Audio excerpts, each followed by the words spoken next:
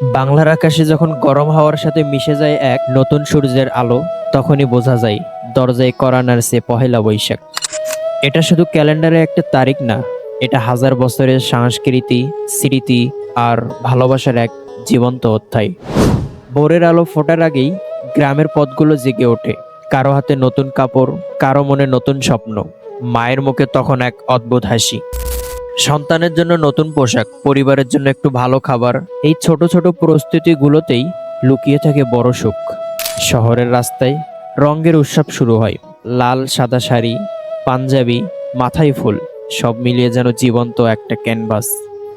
আর সেই ক্যানভাসের সবচেয়ে উজ্জ্বল অংশ হয়ে ওঠে মঙ্গল শোভাযাত্রা, যেখানে প্রতিটি মুখোশ, প্রতিটি প্রকৃতি যেন প্রতিবাদের ভাষা, আশার প্রতীক আর বাঙালিয়ানা গর্বের চিহ্ন।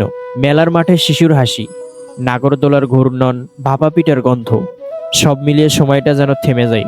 এই একদিনের জন্য মানুষ ভুলে যায় দুঃখ, ভুলে যায় কষ্ট, সবাই একসাথে বলে শুভ নববর্ষ। হালখাতার নতুন পাতা খুলে ব্যবসায়ীরা যেমন নতুন হিসাব শুরু করে, ঠিক তেমনি আমরাও মনে মনে নতুন করে শুরু করি। পুরনো কষ্টগুলো বন্ধ খাতার মতো রেখে দেই, আর নতুন দিনের জন্য বুক ভরে নেই আশা। পয়লা বৈশাখ আমাদের শেখায়, জীবন যতই কঠিন হোক, নতুন শুরু সবসময় সম্ভব।